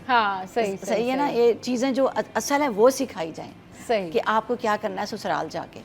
अच्छा डॉक्टर फरा, इसमें ये होता है कि ये जो आप कह रहे हैं इतना कुछ करते हैं, और यकीन माने वो एल्बम जो है ना, वो शुरू के 1 महीने में शायद बड़े शौक से आप सबको दिखा रहे होते हैं, उसके बाद वो कहाँ होता है, वो खुलता भी नहीं है जी, और आप उसमें इतना हेवी अमाउंट जाया कर रहे होते हैं। लेकिन अपने अपने शौक की बात है, और कहना चाहिए अफोर्डेबिलिटी की भी बात है कि कौन अफोर्ड कर सकता है, कौन अफोर्ड कर सकता है, कौन नहीं। तो जनाब बहुत शुक्रिया शगुफ्ता और डॉक्टर फरा हमारे शो पर आई, और आज हमने कोशिश की कि हम इस मौजू को ज़रूर हाईलाइट करें क्योंकि अब ये सीज़न शुरू हो गया और ये शादी सीज़न कहलाता है। ईद के बाद वाला जो सीज़न है ना, ये शादी सीज़न होता है, तो शादियां आपने रखनी है रख लें, लेकिन ज़रूर ये ख्याल रखें कि जो आपके गेस्ट हैं वो अनकंफर्टेबल ना हो, उनकी प्रेजेंस से आपको परेशानी ना हो। तो आज का शो कैसा लगा ज़रूर अपना फीडबैक दीजिएगा, अपना ख्याल रखिए, हंसते रहिए, मुस्कुराते रहिए, देखना मत भूलिए। Keep watching city at 10।